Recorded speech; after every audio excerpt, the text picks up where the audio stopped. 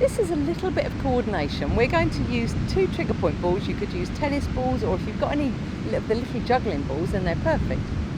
Now we're going to just take the balls in front of you. Think about your posture first. Stand nice and tall. You're just going to push one ball up, then the other ball. Push one ball up, then the other. So I'm just getting used to not moving my body as I take the balls up into the air. My head isn't looking from side to side. Make sure you can see the balls as you do that, but you don't turn your head, so they're quite close to you. So if you wanted to, you could just practice that.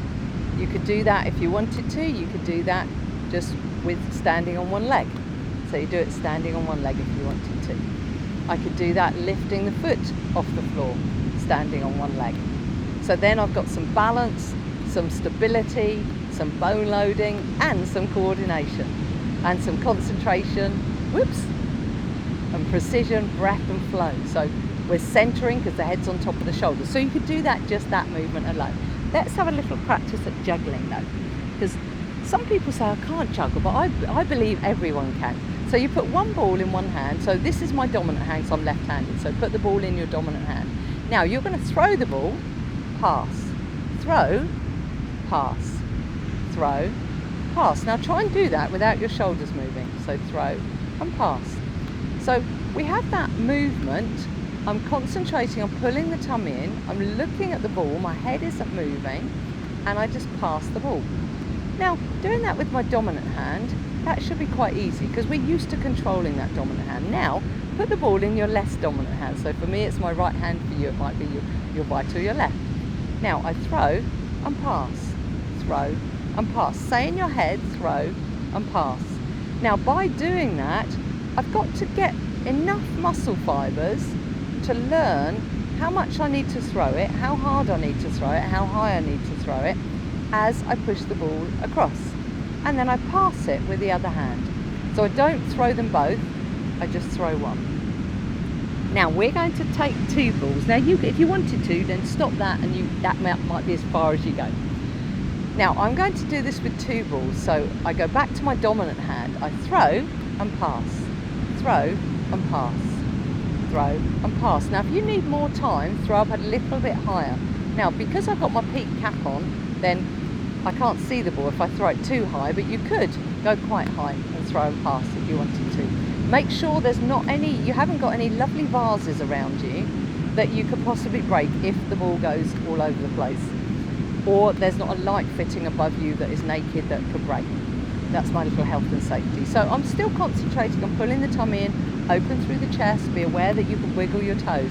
So we're still thinking about our posture. Now, can you do that with your less dominant hand? Throw, pass, throw, pass, throw, pass. So I say that in my head, and I can say it out loud too if you wanted to.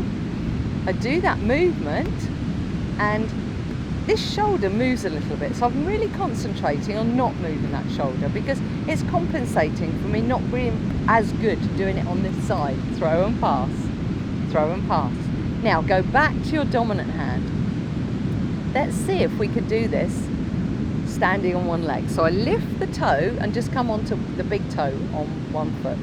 Now I use my dominant hand, and yeah, I can do that a little bit easier on my dominant hand. Can we do it with a knee lift? So I come into that knee lift, and whoops, it's hard to balance. It's harder to balance on the stand here because it's not quite as, it's a little bit squishy, which is good for me. Watch the knee, make sure your big toe isn't pressing down. It might do it sometimes. So stand nice and tall, open through the chest, pull up on the pelvic floor, pull the tummy in. Get all of those muscles holding you in position whilst juggling. Now, can we do that on the less dominant side? Let's see. This is actually my easier leg to balance on. So I'm better at balancing, but this is my less dominant side for juggling. She says that, and I feel a bit wobbly today on this leg. So throw and pass.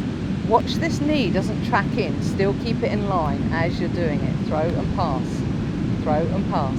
Say that in your head. Say it out loud if you need to. The brain has to tell the muscles what to do. And it doesn't matter if you put the toe down. You're learning loads of skills to do this. The brain is firing up and getting used to being able to coordinate while standing on one leg. That's a skill that we want to take on for as long as we possibly can, so we never forget how to do this. So that is your juggling while standing on one leg. Have a practice of that.